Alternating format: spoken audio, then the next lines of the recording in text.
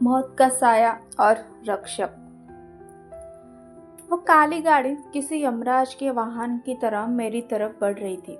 उसकी हेडलाइट्स के चकाचौंध में मुझे कुछ पल के लिए सूझ ही नहीं रहा था कि मैं किस तरफ भागूं।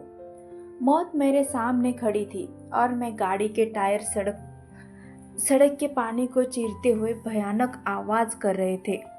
मायरा।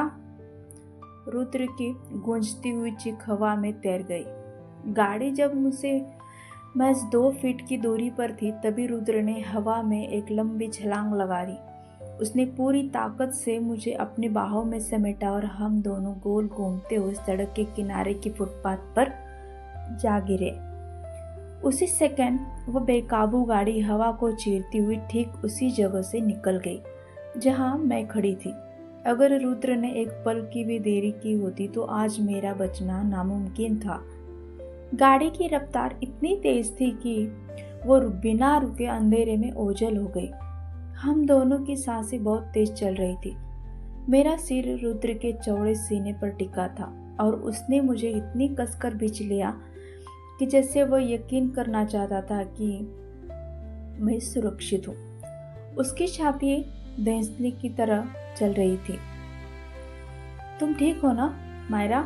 प्लीज बताओ, तुम्हें कहीं लगी तो नहीं? रुद्र ने घबराते हुए मेरे चेहरे को अपनी हथेलियों में लिया। उसकी आंखों में वो खौफ था जो मैं आज तक किसी के लिए नहीं देखा था। मैं ठीक हूँ रुद्र, मैंने हाँफते हुए कहा। मेरी कौनिक और घुटनों पर सड़क से रगड़ खाने की वजह से हल्की खरोंचें आई थी, लेकिन रुद्र की बाहों की वजह से मैं एक बहुत बड़े हादसे से बच गई थी। रुद्र धीरे से खड़ा हुआ और उसने मुझे भी सहारा देकर उठाया। उसकी घबराहट हम अब एक भयंकर गुस्से में बदल चुकी थी। उसने अपनी मुट्ठियां और जोर से भींच ली। उसकी उंगलियों के जड़ सब सफेद पड़ गए। ये कोई हादसा नहीं था मायरा, ये ताऊ जी की साजिश थी। उन्होंने मेरी चेतावनियों को हल्के में लिया। रुद्र की आवाज़ में एक ऐसा ठंडा गुस्सा था जो किसी भी गुनाहगार को जिंदा जला देने के लिए काफ़ी था।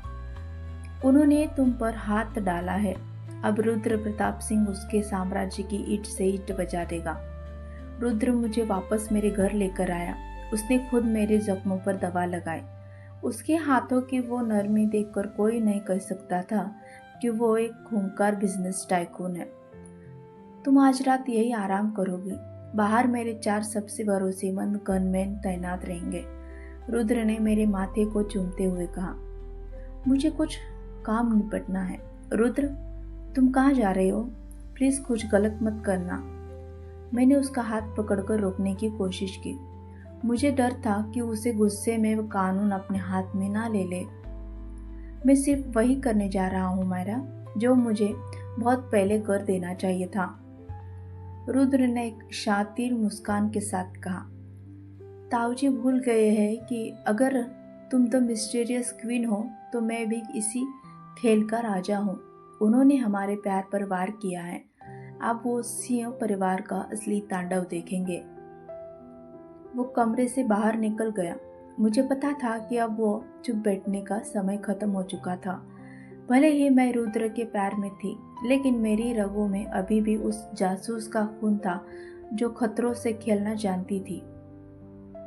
दिग्विजय सिंह ने मुझ पर हमला करके द मिस्टीरियस क्वीन को ललकारा था।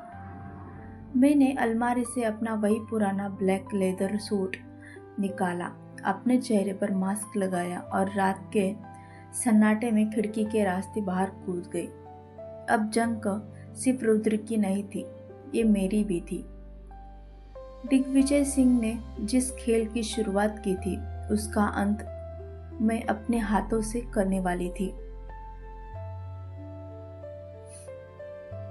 कहानी अच्छी लगी तो कहानी को लाइक और शेयर करें और ऐसे ही अगले एपिसोड के लिए चैनल को सब्सक्राइब ज़रूर करें।